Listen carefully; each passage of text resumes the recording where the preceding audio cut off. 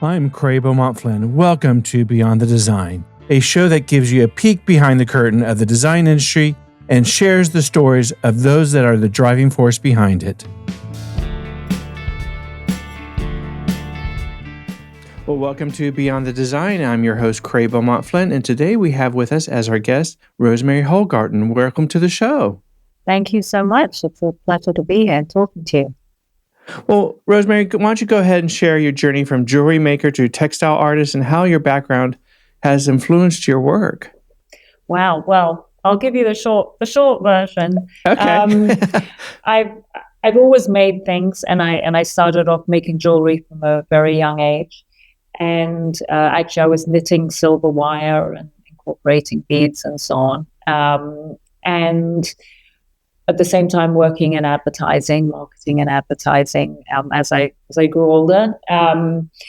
But I really wanted to. I moved to the US from London. It was over 20 years ago now, and I wanted something a lot more textural and tactile, softer, and also to be able to play with different soft textures more. As well as color, working with different colors and so on and so on. And I found jewelry a little bit limiting with that. So I was talking to my mom and I just trying to brainstorm, and she said, well, you know those rugs that you've been stepping on and sitting on all those years? I actually made those. Initially, and she told me her story of having moved to Italy, and before I was born, before she met my father, and she was working with different artists and architects, Gio Ponti, Annie Olbers, all of whom were experimenting in different mediums. Right. So she made rugs, kind of worked. This priest helped her set up a studio, and she had trained all these women to make the rugs. And so I said, all right, I'll try that. Give it a shot. Do a version of it. And she still had her original hooking needle, which actually I have right here. Oh, wow. And so I set myself the task of making 6 small rugs myself. And it all grew from there. Wow. Well, with your mother's story and sharing that with you, how do you shape your approach to design? I really pick up different influences. I'm not all of my rugs, because that's how I started. Now I'm also known for fabrics as well. But I love textural contrast. So I love playing with different kind, one color, let's say, but having different textures, whether it's loops or different kinds of yarn. And also, something matte, something a little bit shinier, which often comes down to the kind of yarn and fiber that you're using. So at the beginning, I actually kind of took some of her designs just to practice and get my own methodology. Right. But as then I started just being more aware and thinking about that and picking up little, cues from a color that might speak to me, whether it's in nature or in fashion, art, the cracks on a pavement, or wandering around Europe and seeing beautiful stone formation. So really picking up on all of those things, and trying to recreate some of them. Right. Well, your designs celebrate the tactile sensuality of materials. How do you choose and work with different materials in your creations, and where does that come from? What inspires you to do that? Well, when I started making rugs, I started working in wool, which was great. But then I was given the opportunity to go to Peru. I had someone knew I was interested in rugs, and at that time I was still making rugs, and I had a studio of 3 people working in the US. But I went to Peru, and with this small alpaca sample, and I just fell in love with Peru and its incredibly rich textile history, going back to the Incas, as well as the alpaca fiber, which is so soft and so tactile.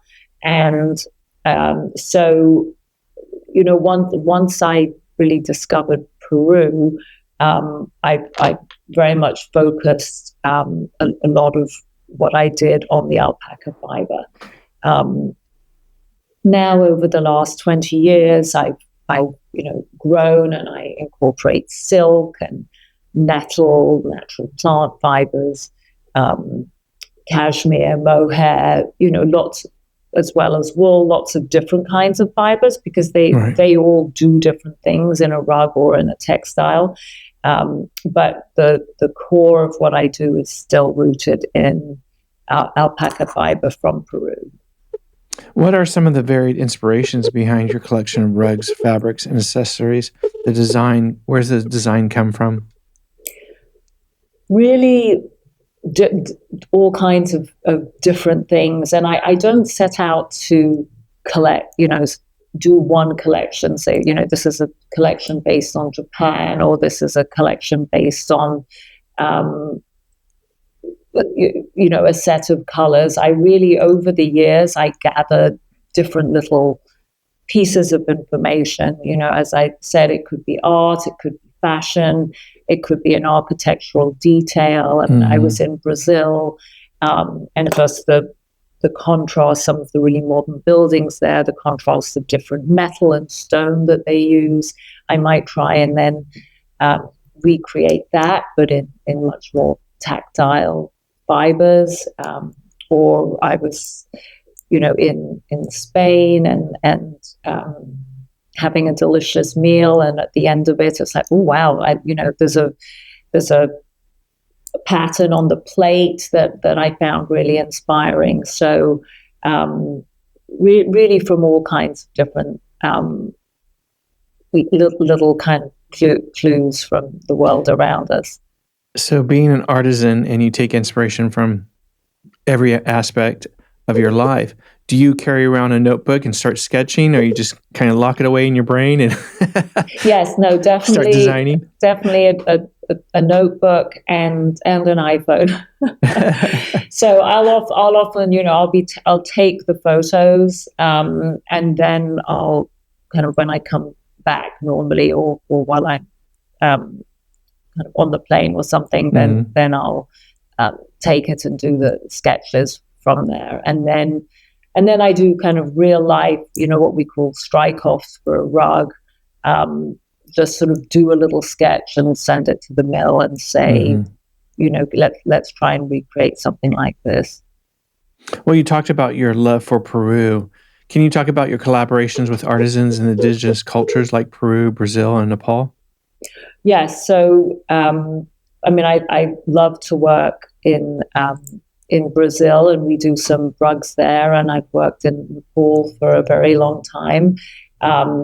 The main, and everything there is made by hand.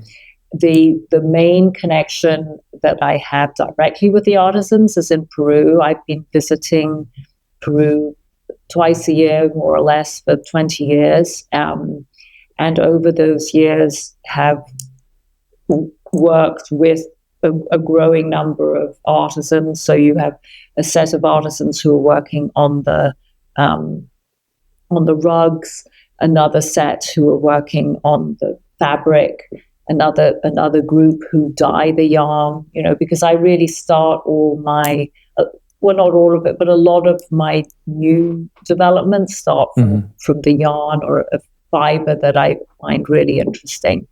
And I was just in Peru, actually. I just got back Monday. Wow. And so I hadn't been there for a little over a year.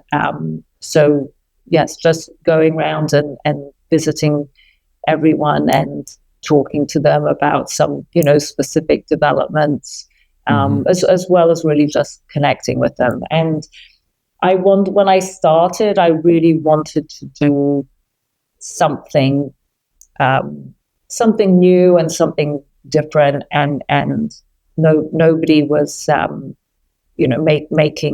working in Peru to the extent that I was, and or working directly with the artisans.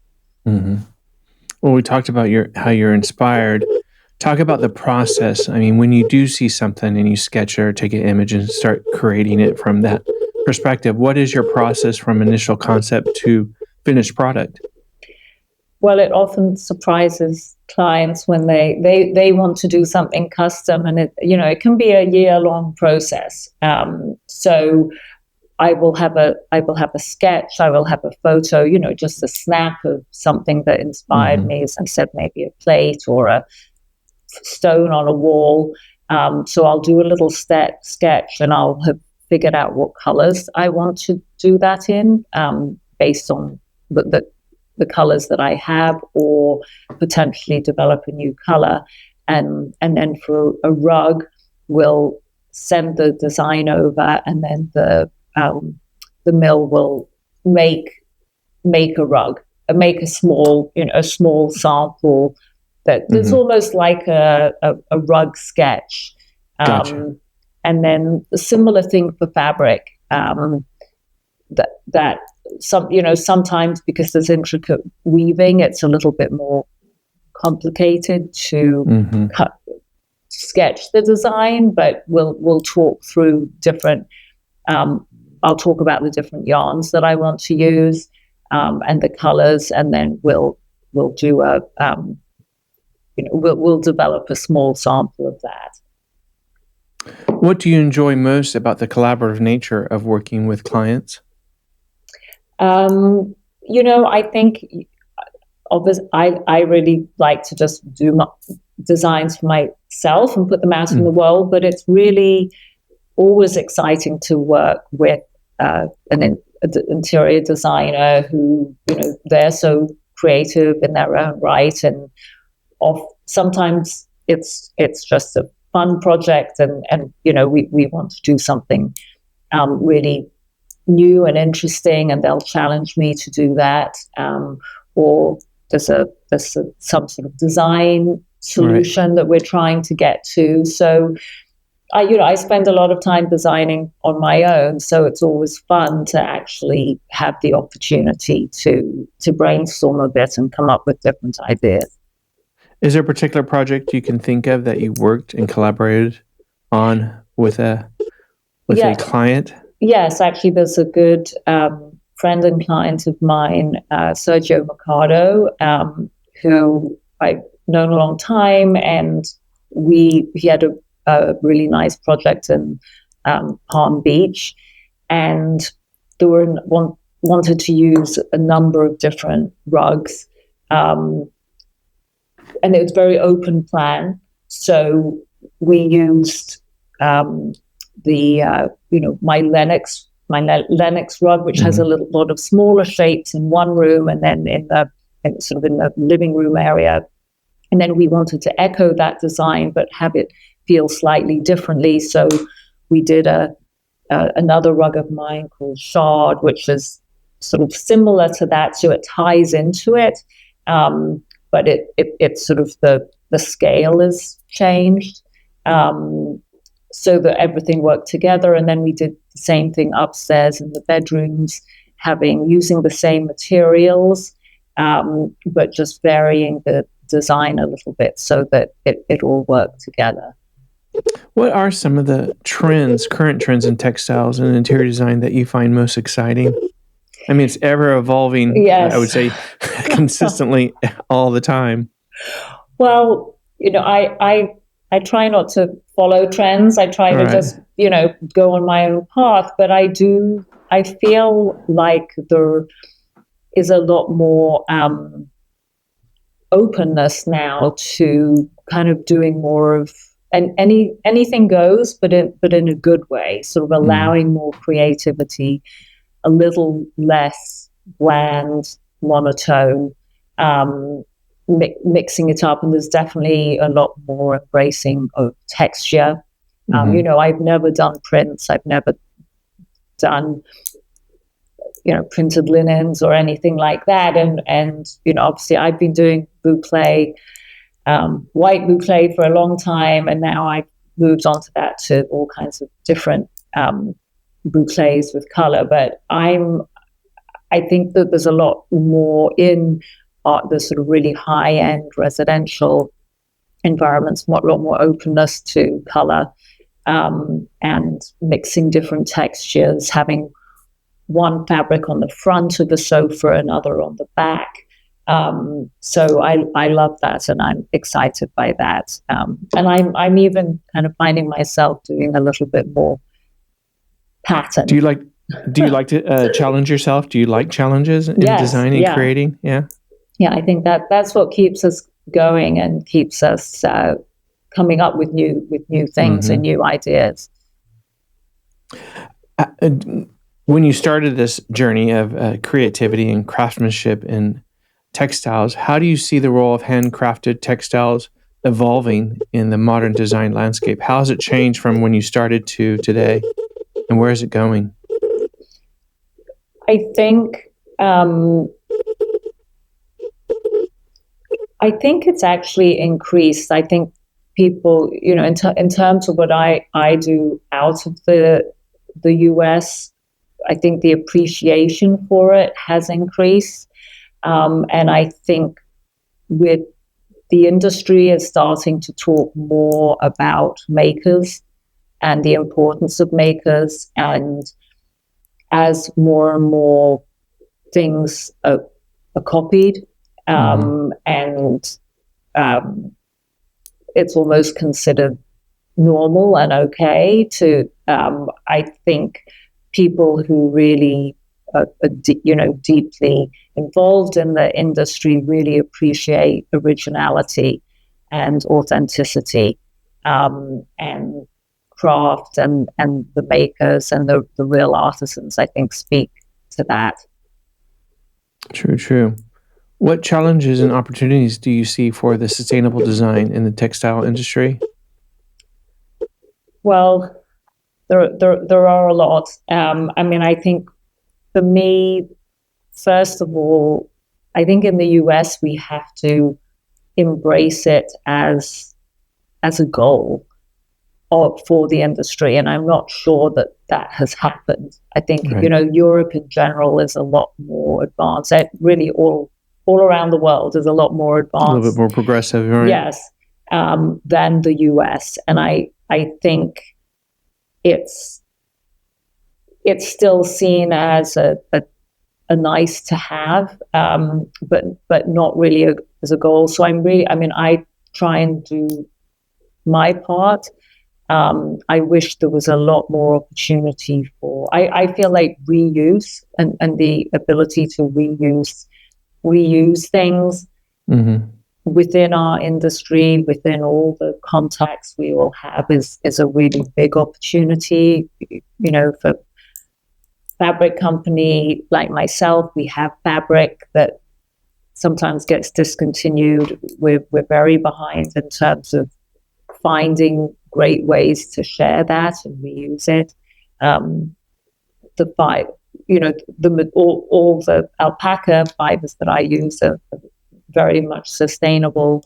And I think we have to be realistic. And sustainability also has a double-edged sword, like electric cars. It's giving with one hand and taking with another. So we have to be aware of that. But I'd like to see everyone make it a little bit more of a goal in some way. And even if I tell my team, just do one thing a day that for yourself personally to feel more sustainable. Like, when I get my coffee, I take my own mug.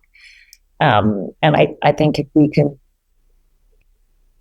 take even little steps within the industry, then it can help. Makes a difference. Baby steps make a help. Yeah. That's how we got in the moon. Exactly. Well, what upcoming projects are most exciting that's coming up for you? What are you really working on and really excites you? I've already got fall launches in September, and that's all done. I'm working on my spring collection. I was just in Peru working on some new developments, new rug and fabric developments there. So that's always really exciting. I definitely would like to expand some product categories, looking at wallpaper. I still want to design a chair, but I don't have the bandwidth for that right now. But yes, I mean, I think just keeping on developing the collections and trying to expand and build on what I've started. Being a creative visionary, what motivates you? Just the need to create. I mean, I just I love to make things, and I miss the days when I was making things by hand myself. But as I said, going out to Peru, for example, playing around with the yarns, from that first point of coming up with an idea, and then sometimes you'll come up with all these ideas. You'll see the samples. Some of them will work, some of them won't. But when you that aha moment, when you have that feeling that yes, this is what I need to do. That's what I love to do most. So when you started your business, did you have a set goal or a milestone you want to hit? And where are you continuing to grow, and where do you want to be in 5 to 10 years? I just wanted to be the only very vague. I just knew that I wanted to have my own business. I knew that I wanted to, I needed to be able to make money from it. So it needed to be a business. And I wanted to do something where I could be creating things and I could come up with ideas and see them to execution and put things out into the world. So that was all I did. I never had a business plan. For the first few years, I supported myself building this business by working in advertising, and grew very organically, and have been lucky enough that people seem to like the things that I put out there. And in terms of going forward, I do want to keep on growing. Operations is always a bit of the hardest thing to deal with. And the bigger you get, you find yourself as a creative person spending a lot more time on the business of having a business. So, I'd like to keep on getting stronger operationally to allow me to really focus on, more creative things. Getting your hands dirty, so to speak. Exactly. And getting my own loom set up, and time to do that would be a future goal. What legacy do you hope to leave through your work in textiles and design? I think really one of something, that people feel good with when they have my products in their home. I think people tell me that it makes them feel good. They feel luxurious, but they're also comfortable. And really, I really believe that a lot of that comes from the, I guess, authenticity of my vision, but also the fact that so much of it is made by hand, by real artisans, and that translates to the world. And so what I have created, created in Peru, working with all the artisans, giving, work to a lot of people there in Nepal and Brazil. Obviously that I used mills in Italy as well for my outdoor fabric. So feeling, for me, it's being being part of the world, and feeling, everything full circle. Correct. What has been some of the most rewarding moments of your career so far?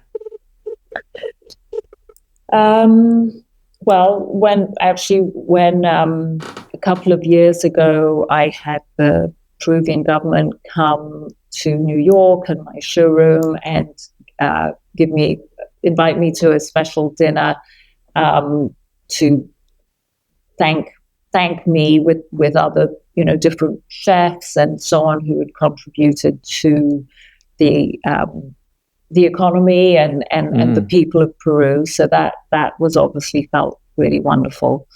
And opening my showroom in New York during COVID in 2020. And that's a challenge. Yes, and not having to have that close and have that be such a success and a real brand statement for me that people from all over the US and the world can come and have a feeling of the whole environment. Mm-hmm. And people, when they come into the showroom, they want to stay. Designers will bring their clients, they'll get comfortable. It's a comfortable, inviting environment. So I love that. Can you share a personal story or experience that significantly impacted your career and design philosophy? And the question I have to that also, was it when your mother told you of her background or something else? I mean, it really has to be that. I had I really didn't know anything about it. And my mother always, I actually grew up for a while in Beirut. My mother was an archaeologist there. She was a jeweler, and then living in London, I was very aware of craft and art. But the moment that she described the rugs, I had no idea that I was going to take to it or love it. I had absolutely no idea. But yes, I mean that is I'd say the most significant thing that really impacted the rest of the rest of my life. But also discovering Peru, mm-hmm. Landing there and just feeling this real connection with it and what I've been able to build there. Well, you mentioned one thing you'd like to do is design a chair. Is there anything else on your wish list that you had more time to incorporate or do creatively on your own? Some, chair, sofa, some furniture, but that really incorporates fabric. So that obviously the design of it from my perspective, would be a vehicle to show off fabric. I'd love to make some more one-off things, some really spectacular one-off rugs, one-off throws, right. To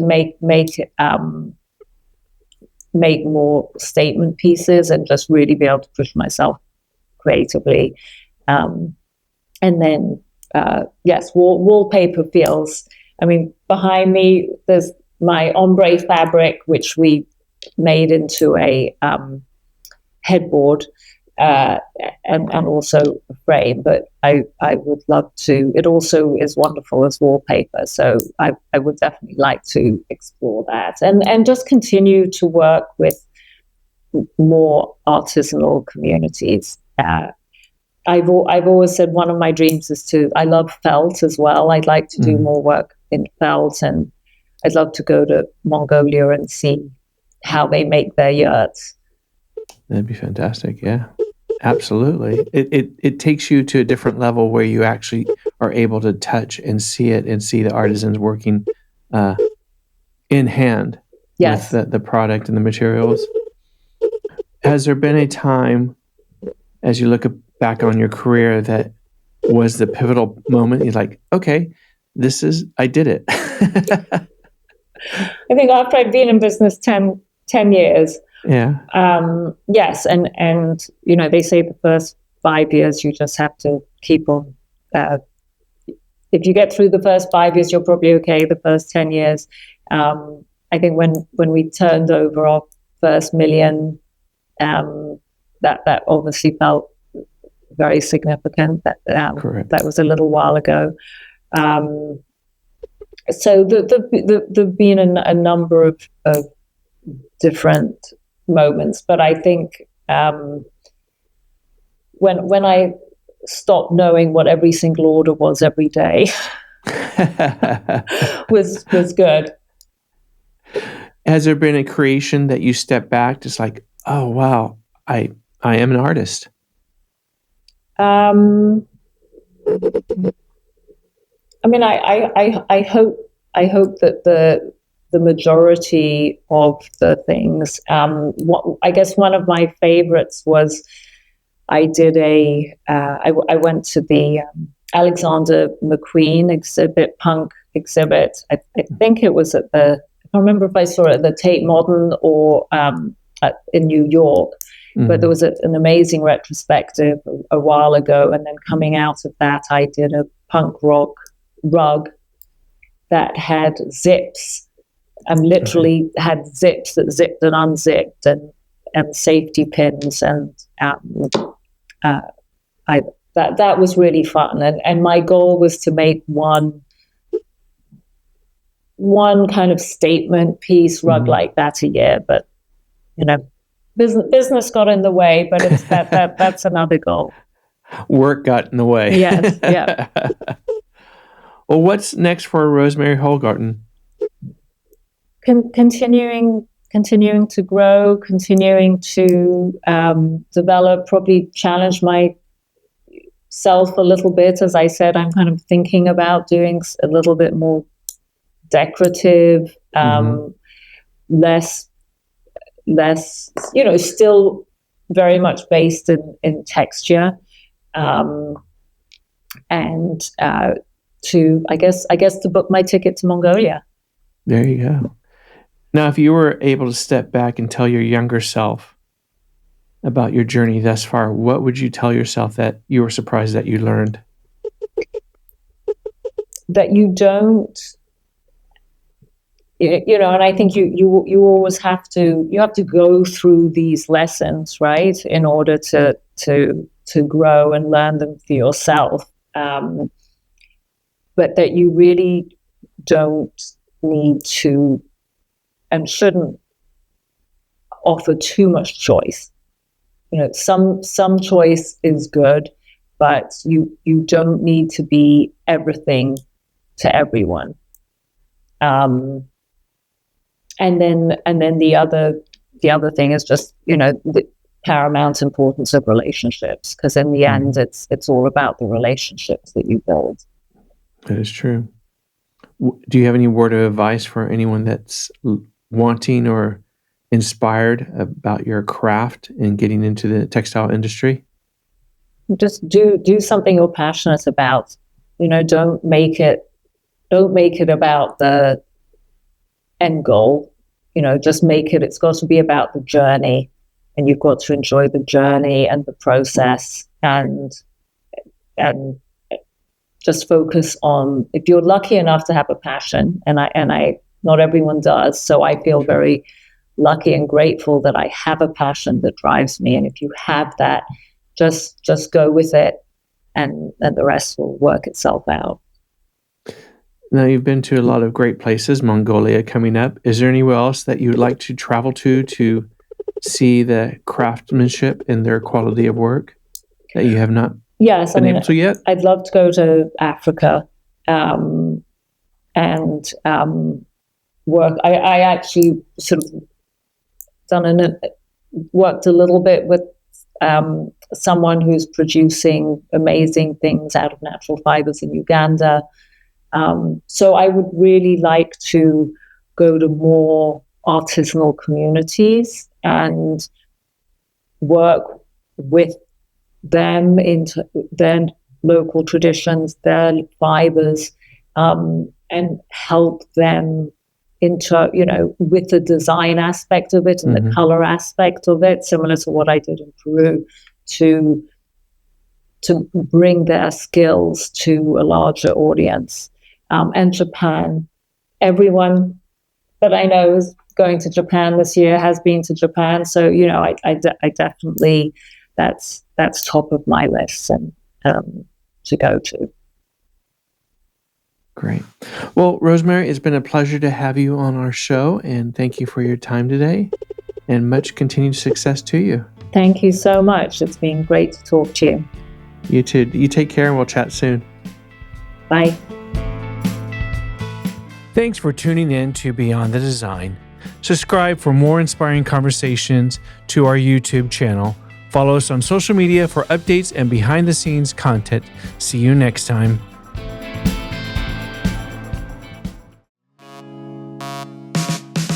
Hi, you're listening to a Pod for Good Media Network podcast. We are a network that provides podcasting production services and a supportive community in which podcasters can thrive. If you're a podcaster local in the Tulsa area, we would love to have your show on the network. If you are interested in starting one, we would love to help you get started. Find us online at podforgoodmedia.com and fill out our Pod With Us form. Happy podcasting.